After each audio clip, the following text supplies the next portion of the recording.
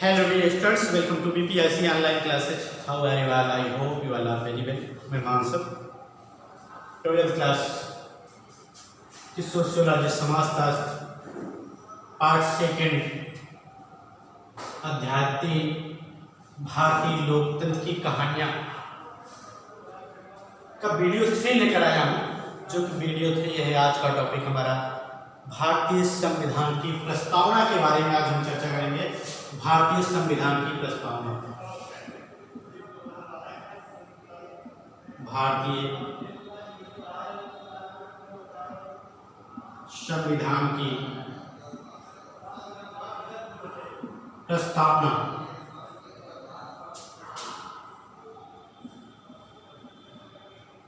जो कि भारत का संविधान बनकर तैयार हो गया, तो प्रस्तावना को इसके बाद में ऐड किया गया था।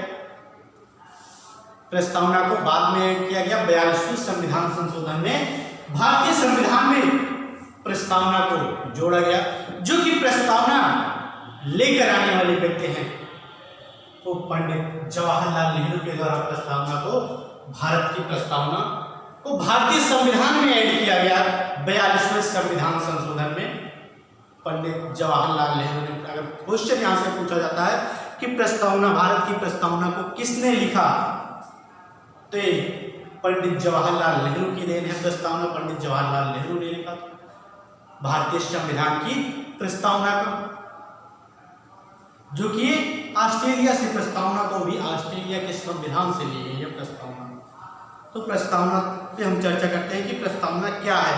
हम भारत के लोग भारत को एक संपूर्ण प्रभुत्व संपन्न, हम भारत के लोग भारत को एक संपूर्ण प्रभुत्व संपन्न समाजवादी पंथनिरपेक्ष, जो कि पंथनिरपेक्ष के बारे में हम इसके पहले वाले चैप्टर में पंथनिरपेक्ष के बारे में पढ़ चुके हैं। पंथनिरपेक्ष पश्चिमीकरण, आधुनिकीकरण के बारे में पढ़ चुके हैं। पंथनिरपेक्ष लोकतंत्रात्मक गणराज्य बनाने के लिए उसके समस्त नागरिकों को, ये पंडित जवाहरलाल नेहरू के द्वारा दी गई प्रस्तावना है कि हम भारत के लोग भारत को एक संपूर्ण प्रभुत्व संपन्न, भारत को एक संपूर्ण प्रभुत्व, पूरे भारत को संपूर्ण प्रभुत्व संपन्न समाजवादी पंथनिरपेक्ष लोकतंत्रात्मक गणराज्य बनाने तथा उसके समस्त नागरिकों को, अर्थात भारत में रहने वाले समस्त नागरिकों को सामाजिक, आर्थिक और राजनीतिक न्याय, विचार, अव्यक्त विश्वास, धर्म और उपासना की स्वतंत्रता, प्रतिष्ठा और अवसर की समता प्राप्त कराने के लिए तथा उन सब में व्यक्ति की गरिमा और राष्ट्र एकता और अखंडता सुनिश्चित करने वाली बंधुता बढ़ाने के लिए दृढ़ संकल्प होकर अपनी इस संविधान सभा में आज तारीख 26 नवंबर 1949 मिति मार्गशीर्ष शुक्ल सप्तमी सप्तम संवत 2006 विक्रमी को एतद द्वारा इस संविधान को अंगीकृत, नियमित और आत्मार्पित करते हैं। तो भारतीय संविधान की प्रस्तावना थी, जो कि पंडित जवाहरलाल नेहरू के द्वारा भारतीय संविधान की प्रस्तावना को लिखा गया। भारतीय लोकतांत्रिक संविधान के विकास की पृष्ठभूमि के तैयार किए गए कराची प्रस्ताव के मुख्य तत्वों को जानना आवश्यक है। इसके लिए इस प्रस्ताव का एक प्रारूप वर्णित है। कराची अधिवेशन में पारित प्रस्ताव के मूल सार के बारे में चर्चा करते हैं। कराची अधिवेशन के बारे में हम चर्चा करते हैं। सेकेंड पॉइंट, कराची अधिवेशन।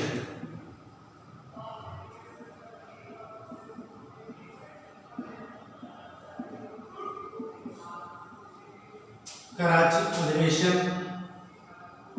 में पारित प्रस्ताव का मूल सार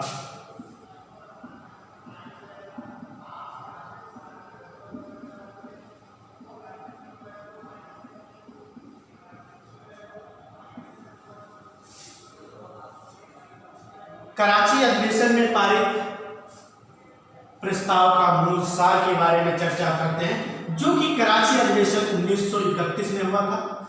कराची अधिवेशन 1931 में होता है। कांग्रेस में स्वराज जैसी कल्पना थी, कांग्रेस में स्वराज की जैसी कल्पना थी, उसमें जनता की आर्थिक स्वतंत्रता भी सम्मिलित होनी चाहिए।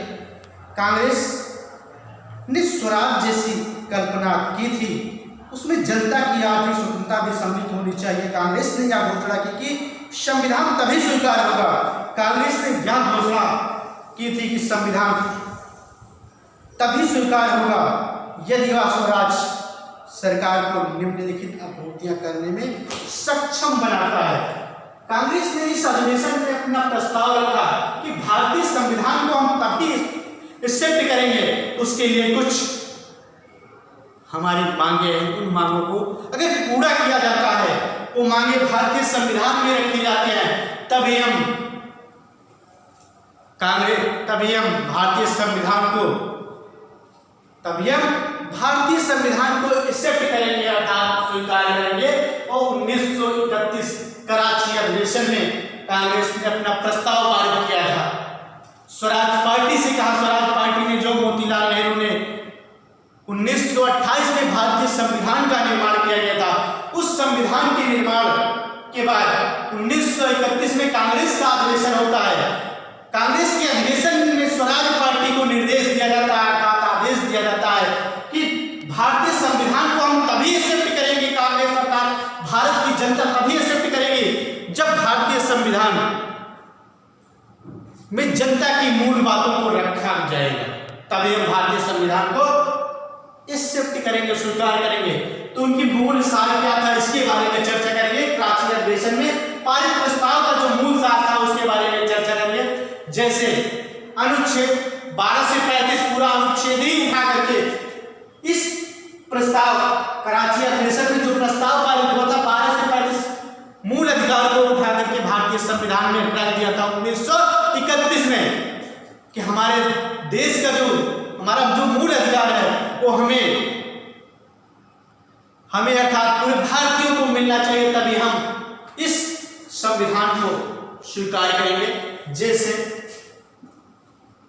अनुच्छेद 14 को लेते हैं। अनुच्छेद 14 का वर्णन इसमें किया गया है कि भारत में रहने वाले सभी व्यक्तियों को समान अधिकार दिया जाए, उन्हें समानता का अधिकार दिया जाए। यहाँ पर किसी भी व्यक्ति को कोई विशेष अधिकार नहीं होगा, भारत में रहने वाले सभी व्यक्ति एक समान हैं। इसके बाद सेकेंड पॉइंट अनुच्छेद 15 में कहा गया, 15 में धर्म, जात, लिंग, नस्ल के आधार पर कोई भेदभाव नहीं किया जाएगा कि कोई व्यक्ति किस धर्म का है, किस जात का है, वह महिला है या पुरुष है, इससे कोई भी मतलब नहीं है। अगर भारत में किसी भी व्यक्ति का जन्म हुआ है, अगर भारत में कोई व्यक्ति रह रहा है, वो भारतीय है, उसका कोई भी विरोध नस्ल के आधार पर, कोई भेदभाव नस्ल के आधार पर कोई भेदभाव नहीं किया जाएगा। धर्म, लिंग, नस्ल के आधार पर कोई भेदभाव नहीं किया जाएगा। एक मूल सार कराची अधिवेशन में रखा गया है, अनुच्छेद 15 में आ जाएगा। इसके बाद अनुच्छेद 16 आता है। अनुच्छेद 16 सरकारी नौकरियों में सभी को अवसर की समानता, भारत में रहने वाले सभी व्यक्तियों को सरकारी नौकरी में समान अधिकार दिया जाएगा, किसी भी व्यक्ति के साथ कोई भेदभाव नहीं किया जाएगा। इसके बाद अनुच्छेद 17 आता है। अनुच्छेद 17 में कहा गया कि भारत में रहने वाले, अनुच्छेद 17 में अस्पृश्यता का अंत किया गया। अस्पृश्यता का मतलब छुआछूत का अंत। पहले भारत जब वर्ण व्यवस्था 4 वर्गों में भारतीय समाज बटा हुआ था, तो जो उसमें शूद्र वर्ग था उनका छुआछूत का भेदभाव बहुत ज्यादा प्रचलन हो चुका था। इस प्रचलन को खत्म करने के लिए अनुच्छेद 17 को भारतीय संविधान में ऐड किया गया कि भारत से छुआछूत का अंत किया जाएगा, छुआछूत का कोई भेदभाव नहीं होगा हमारे भारतीय समाज में। ये भी कराची अधिवेशन में इसका भी मूल सार प्रस्ताव पारित किया गया।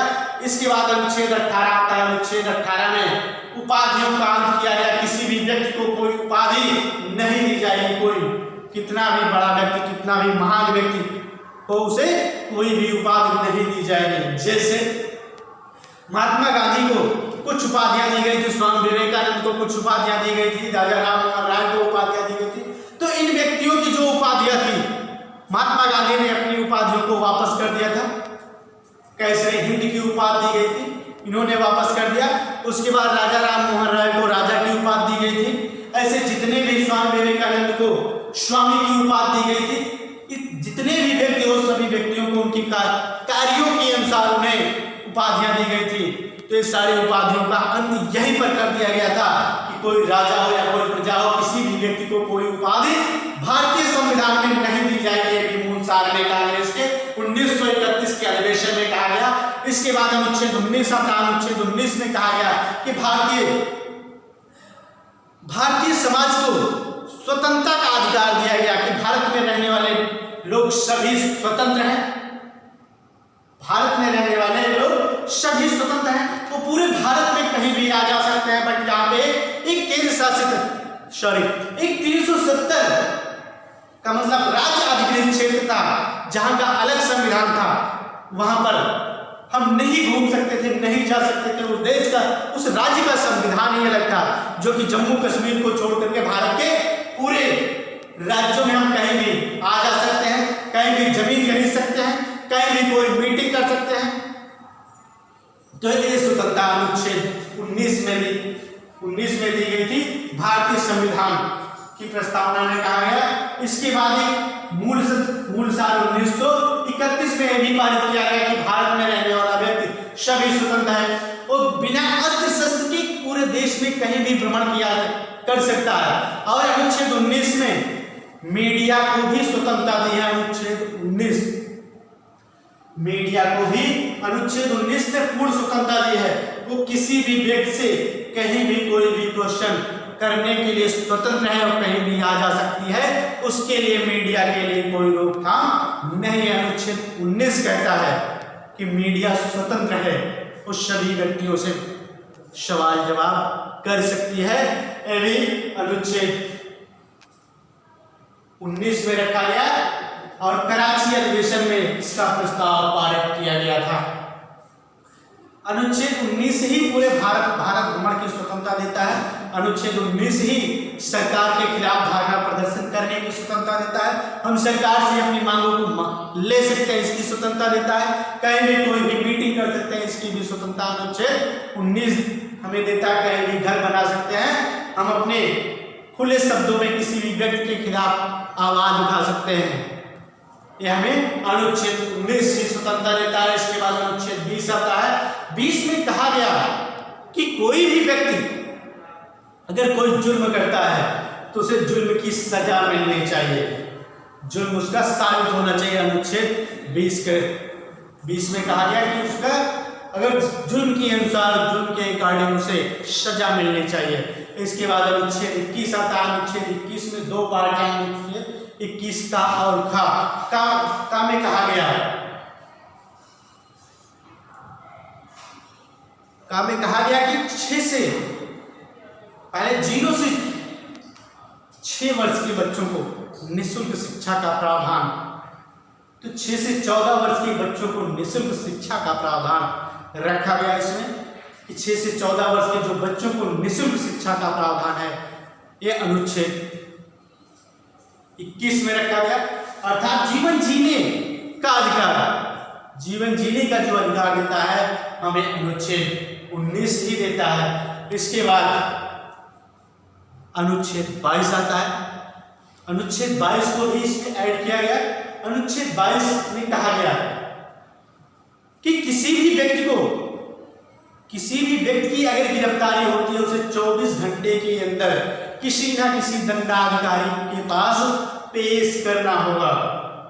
जो आज पुलिस थाने में अर्थात चौकियों में किसी भी व्यक्ति को बैठा करके तो पूछताछ, एक हफ्ते तक पूछताछ करती है, ये हमारा संविधान नहीं कहता। संविधान में पूछताछ करने के लिए सिर्फ 8 घंटे का समय है और गिरफ्तारी के पहले उस व्यक्ति को रीजन बताना होगा, कारण बताना होगा कि किस अपराध के तहत आपको पुलिस गिरफ्तार कर रही है, तभी आपको गिरफ्तार कर सकती है। गिरफ्तारी के पहले उन्हें नोटिस देना होगा कि आपको इस केस के तहत मैं आपको अरेस्ट कर रही हूँ, तभी व्यक्ति को गिरफ्तार किया जा सकता। गिरफ्तारी के 24 घंटे के अंदर किसी ना किसी उसे मजिस्ट्रेट या दंडाधिकारी के पास उसे पेश करना होगा। अनुच्छेद 22 कहता है। अनुच्छेद 22 में ही अनुच्छेद 22 में उन्हें दंड देने का अधिकार ही दिया, पूरा अधिकार दिया गया, जो कि 6 प्रकार से दिए गए हैं। इसके बाद अनुच्छेद 23 आता है। अनुच्छेद 23 में चर्चा की गई है कि यहाँ पर पहले महिलाओं और बच्चों का जो है क्रय विक्रय किया जाता था।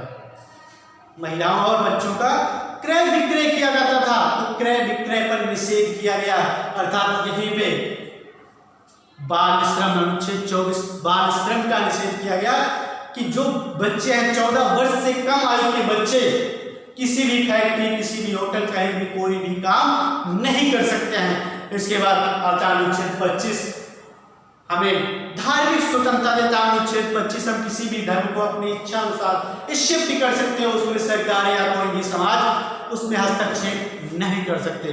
तो ये सारे अधिकार हमारे मूल अधिकार हैं। इन सारे अधिकारों को कराची अधिवेशन के प्रस्ताव के मूल सार में रखा गया कि अगर ये सारे अधिकार भारतीय संविधान में अगर ऐड है, भारतीय संविधान में लिखा गया है, तभी हम 1928 के संविधान को स्वीकार करेंगे। स्वराज पार्टी से कहते हैं, जो कि स्वराज पार्टी के जो अध्यक्ष मुखिया थे वो मोतीलाल नेहरू थे। मोतीलाल नेहरू के द्वारा संविधान 1928 ईस्वी में लिखा गया था।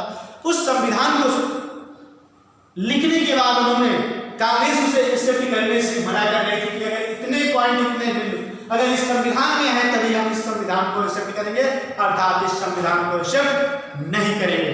तो इस संविधान में इन बिंदुओं पर चर्चा की गई, इन बिंदुओं का वर्णन किया गया, इन बिंदुओं को भारतीय संविधान में ऐड किया गया, तभी कांग्रेस कराची अधिवेशन में कांग्रेस इस संविधान को मानने के लिए तैयार हुई। Thank you class. इसका नेक्स्ट पार्ट नेक्स्ट वीडियो में लेकर आएंगे।